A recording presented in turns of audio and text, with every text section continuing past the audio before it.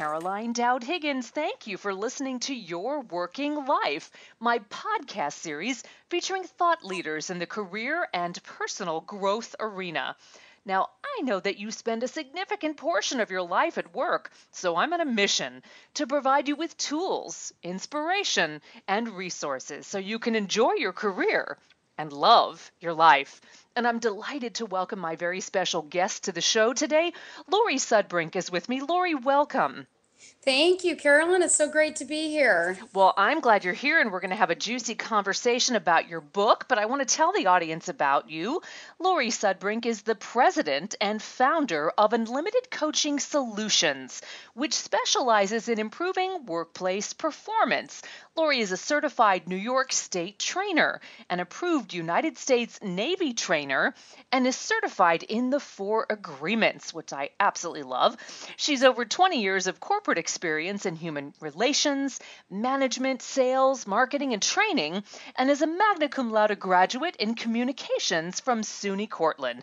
I'm so delighted to have you here today, Laurie, and we're going to talk about your incredible new book, Leading with Grit, Inspiring Action and Accountability with Generosity, Respect, Integrity, and Truth. So let's dive in. What inspired you to write Leading with Grit? Oh, thanks, Carolyn. Yeah, it was probably about 10 years ago, and I was actually on a flight, and the just the image of the outline came to me based on all the work I had been doing in the workplace, and just being able to see leaders really transition into more thoughtful and intentional leaders. And so I was inspired to get the message out.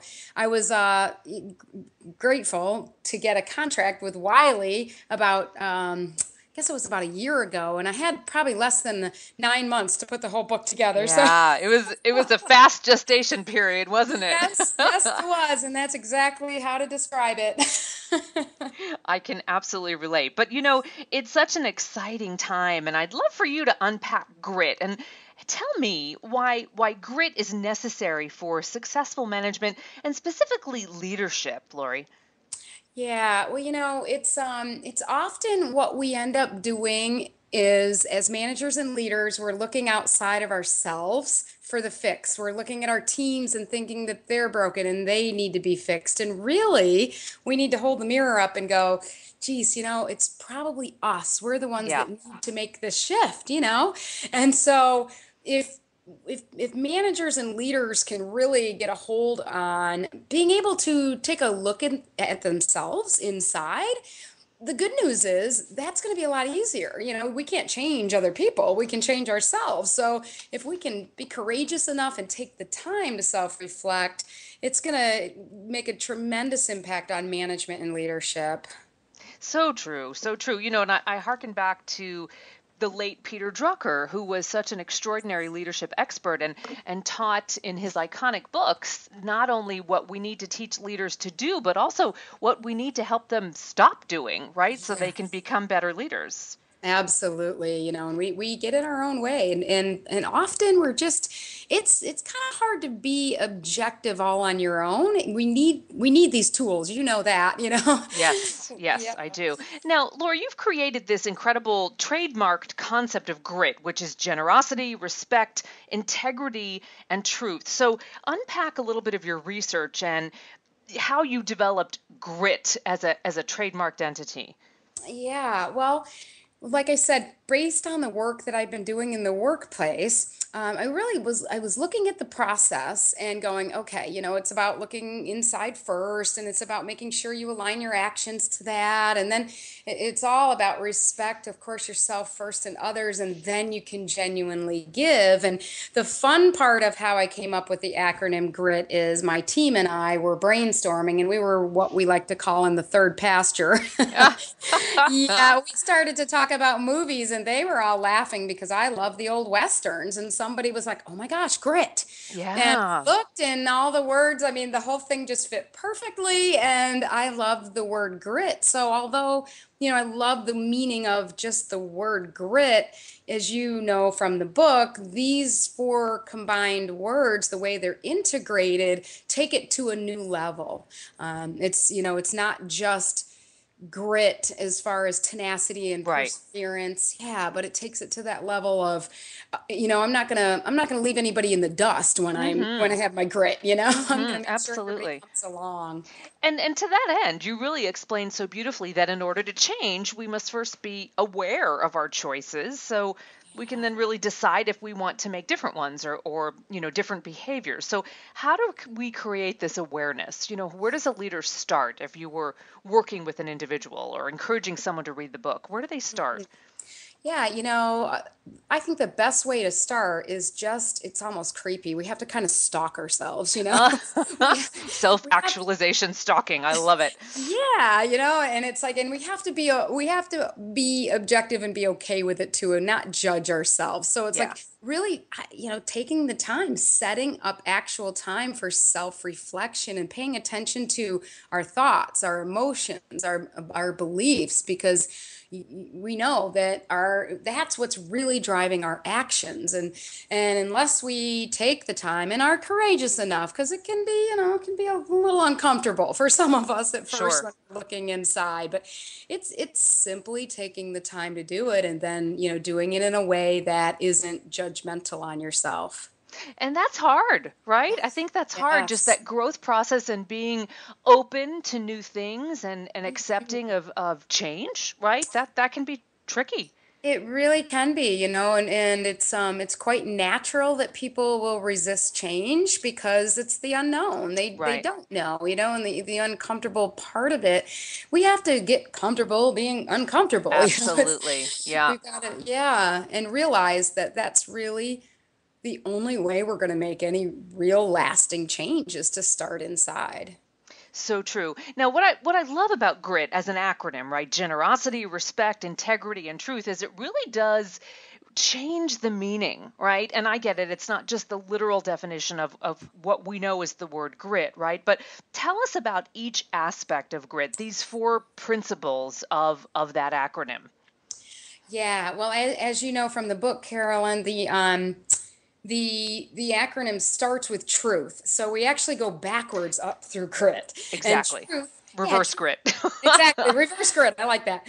And it's truth is our foundation. So it's a little bit of what I was just saying, that self-awareness without judging and totally accepting ourselves too, being mindful of what our priorities and goals are and what do we need to do to get there. And just so it's that real ability to know ourselves, be and accept ourselves, be okay with that, and at the same time know if there is some change that we want to make, and again, not judging it, but just going, oh, interesting, that's who I am right now, this is who I want to be. And if we can just look at it in that way and even lighten up about it, it allows us to be able to move more easily. And so then integrity is really the action of your truth. So it's aligning with your truth. We've all heard it, walk your talk. Right. Yeah, so it's like how do we stay aligned with what we say is important, or where it is we say we want to go, or the leader that we know we have the potential to be. And it's all about our actions and being able to hold ourselves personally accountable, because if we can look at ourselves, and there's a tool that I share in the book called the accountability ladder, and it's such a great self-awareness tool because it helps us to see, am I hanging out on the bottom rungs where I'm kind of feeling like I'm a victim, I'm making excuses, I'm maybe even pathetically waiting and hoping for everything else to Yeah. change? Yeah. Or can I see myself, shift, and can I get myself up the top of the ladder and be able to take ownership and create solutions and really make stuff happen? And that's part of integrity is the action and communication too. How are we communicating? We all know that it's roughly 93% of a message that somebody receives is from nonverbals, not even the words. So what are we saying in everything that we're doing, and is that aligned? So integrity gets pretty in depth. And as you know, the book's in three parts. So the first part is on the GRID acronym, and then communication is the whole second section. And there's a lot of integrity and respect in there. And respect, of course, has to happen with ourselves first. Yes. I'll never forget. I flew for the first time when my daughter was 2 years old. I really, for the first time, had listened to the flight attendant because Because you had a vested interest this time with the precious exactly. passenger. Yeah. Yeah, and when they say put the oxygen mask on yourself before the person sitting next to you, I mean, I remember having a physical reaction going, I don't know that I would have done that. Yeah. I think I would have put it on her first. Yeah. And it's just analogous to that. There's something wrong with that. And often we won't respect ourselves enough so that we can take care of other people. So are we even giving the respect that we need to our minds? By Are we feeding ourselves with positive things, feeding our spirit? Are we taking care of our health? Are we getting the sleep that we need? All of that self-respect plays into how we can then do our best and be our best with the people that we lead and serve. And that's another part of the respect piece, is that concept of servant leadership, feeling like, I respect that my role really here as a leader is to help other people clear the roadblocks, make this path so they can be successful. But I've got to start with me. Otherwise, it's impossible to respect someone else. And so then generosity flows pretty naturally. It's not like you don't feel like you have to give, you just feel like you want to give, because it's coming authentically from your truth, and you're aligned with your truth, you're respecting yourself and others. And so there's this feeling of abundance rather than scarcity. I feel like I have enough time to do the important things because I'm aligned properly. I know what those things are, and I'm saying no when I need to through my self-respect. And so generosity will flow. You'll be able to be more present in the moment with people just naturally. It won't feel so forced. But I do talk in the book about practicing some of these things, like being present in the moment and stuff, so that you can get to that level of generosity. And Carolyn, one important thing too, that these are a bit linear, but you can see how intertwined they are as well. And at any one of these steps, you can hold up a mirror for yourself and have awareness and go, if I'm not respecting myself right now, am I really in integrity? Am I aligned to my truth? And it can help you to hone in on where it is that you might need to make a shift. And what I love about your book, Laurie, is that it is so action step focused. And as a coach, I can absolutely see the Yeah. lens through which you are teaching and coaching people in the book. So I know that my listening audience is saying, okay, how can this help me? So let's do a hypothetical scenario. You as the expert coach. So we've got managers maybe, or professionals who are feeling uncomfortable in their roles, right? And maybe they don't feel authentic or confident. What would you, Laurie, as the coach and the author of Grit, what would you tell them to start with? Yeah, so I would, a little redundant to what I said earlier, but practice being mindful of their Hmm. thoughts, beliefs, emotions, and practice not taking yourself so personally. Right. A nice acronym for that is Q-tip. Quit taking it personally. Yeah. Yeah. Yeah, so and then practice being more transparent and not so hesitant or not so fearful to share some vulnerabilities. Give yourself permission to be human. Sometimes people in management and leadership roles feel like they've got to be this unattainable level of perfection, and it's not about that. It's more about being authentic and real, and being able to show people that you are real too. Of course, you have to balance that out, but also reflecting on your intent, shifting it when necessary. So when you need to give somebody, some tough feedback, or you've got to make a tough call, it's so helpful to go back inside and say, my intent here is really to be helpful. I'm not trying to be hurtful. And so internally, if we can be aware of that and wrap our minds around, okay, I have a helpful intent here, then we know that those thoughts and beliefs are going to reflect through our words and our behavior. And I said it before, but it needs mentioning again. It's just taking care of ourselves, with the Right. thoughts that we feed ourselves and the food we indulge in, the friends we keep. So I so agree. I think this dovetails beautifully. You talk about the need to be authentic and honor yourself. But I think one of the takeaways that I learned from the book is that people, especially leaders, need to adapt their message to others' communication style. And you and I know as coaches, everybody communicates differently. They also hear and respond differently. So, Laurie, maybe give us an example of how one can adapt to someone else's different communication style so the message lands better. Yeah, this is such an important part of this because we know it's all about the communication and because people are different, we have to kind of learn their language. And Yes. one of the tools that I highly recommend, and I mention it in the book, is the DISC profile, Yeah. DISC. Hmm. And basically for people who aren't familiar with that, it's looking at four different quadrants of behavior. Obviously, we're a mix of these, and we're going to do a bit of changing because it is based on a little more on behavior than personality, but it's ultimately looking at someone and seeing how they prefer to interact and communicate. So for example, you might be really people oriented and friendly and talkative, and someone that you're talking to might be very detail oriented, serious and focused. And so to talk their language, we've got to kind of take it down a notch. We've got to be able Yeah. to really think about what is that person's motivators and stressors, and how would they need to hear this from me. So it's not in a manipulative way. It's in a, I want to be able to communicate with you. I want you to be able to hear what I'm saying, because we both know, Carolyn, there's so many problems with miscommunication. People Oh, just, yes. yeah, whether it's in the workplace or your personal life. Hmm. So DISC is a great tool for that, and just being really aware and kind of adapting so that we think about it as changing our language, not so much changing who we are. Yeah, I agree with that.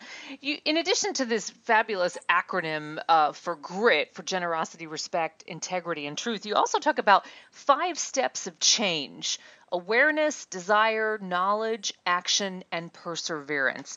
Can you elaborate for me on those 5 steps and really what they're all about and how they work together, Laurie? Yes, absolutely. I love this model because it's guaranteed to work. The thing is, you have to do it. You have to So do it. Right, right. yeah, so you have to put action to it, but it's absolutely guaranteed to work, and it can work on any kind of change that people are trying to make, whether it's to change how I am as a leader, or maybe it's to quit smoking. Hmm. It can be Hmm. used. So it starts with awareness, and we've talked about that a bit, that it's being objective. It's being able to just look at it and go, okay, it is what it is. The and accepting it. And then the second part is to be able to really look at what's in it for you to change. The second step is desire. So it's your purpose. That's where you're getting into your intent too. It's like, why would I want to change? We both know, and the audience knows, that people aren't going to really always be open to someone changing them. In fact, I don't particularly like it when someone's trying to change me. But if I see where somebody's trying to help me or influence me, that's different. And if I look and I know what's in it for me to make that shift, to make that change, then I'm going to be willing to make the change. So it's knowing the desire, and then it's knowing how, which is the third step, the knowledge. So there's so many tools out there. There's wonderful books and knowledge from coaches like yourself, and just there's so many great things that we can find. I don't know what we did BG before Google, but it's like, oh my gosh. I know. But the tricky part can be finding the proper knowledge for you, what fits for you, and exploring that, and finding that tool that's gonna help you make the change you're looking to change. And then we have to do it, the action. So a lot of people get stuck. They don't move after the knowledge stage. You go to a workshop or you read a book and you get all this knowledge, but then your behavior doesn't change. So it's like we've got to really put more to it in that action. We've got to put some, some actual action items in our calendar around it. We've got to set up practice opportunities, self-reflection opportunities. And if we try it and we fall flat on our face, we dust ourselves off and we get back on the horse. Absolutely. Yeah. Yeah, that's and maybe loop back down around and see, do I need some more motivation? Do I need a different tool? But the 5 steps of change can certainly guarantee change. And like I said, we just have to be willing to follow it. Be willing to go there. So, Yeah. Laura, you talk so beautifully in the book about formal and informal leaders. So, why are they different and why are they both important in an organization or a team? Yeah, yeah. Formal leaders are the ones that are, they have the formal title. They're being Yeah. paid to lead people. And sometimes, we use the terms management and leadership interchangeably, but we're just, the formal concept of leadership is that. Where informal leaders are the people that do have influence in the organization. And my thoughts and beliefs around this is anybody can step up and be an informal leader. No matter what you're doing, you're having an impact on people. So it's up to you. What kind of impact do you want to make? What kind of difference do you want to make? And quite frankly, it's leading our own lives first. And so it's self leadership, and informal leadership is critical in an organization because people are more apt to follow someone they want to follow than someone they have to follow. So true, beautifully put. So let's wrap it up. First of all, I want to hear after this question, how we can follow you, how we can buy the book. But before that, what's the one thing someone listening can do today to increase their grit? Oh, that's a great one. The best thing is to, of course, pick up a copy of the book and read about grit because Amen. then you're really going to know. There's actually a little self-assessment in the book as well that people can have an awareness of maybe which one of these they might want to hone in on, because it's not always, It's sure, not we one start size with fits all. truth. Yeah. But it's not always, the truth that for everybody, maybe it's respect or maybe it's another area. So I would say, check out our website as well, leadingwithgrit.com, because you're going to learn more about grit and be able to go, okay, where should I start with this? But if you, at the very least, start with your truth and start to look at yourself and start to see through your own emotions and feelings what makes you happy or not. It's the happiness meter, Yes, it's absolutely well Yeah, put. Well yeah. put. So, Lori, how can we buy the book? Tell us how we can buy it and how we can follow you online. I think for the easiest place for most people to buy it is on Amazon. So you Hmm. can go to Amazon, leadingwithgrit.com or Leading with Grit on Amazon. And also, we have free tips once a week that come out on leadingwithgrit.com. And you can sign up for those tips. And we're often putting, links in there for different opportunities. And we share different interviews like this one with the audience as well so that they get, a bonus with that.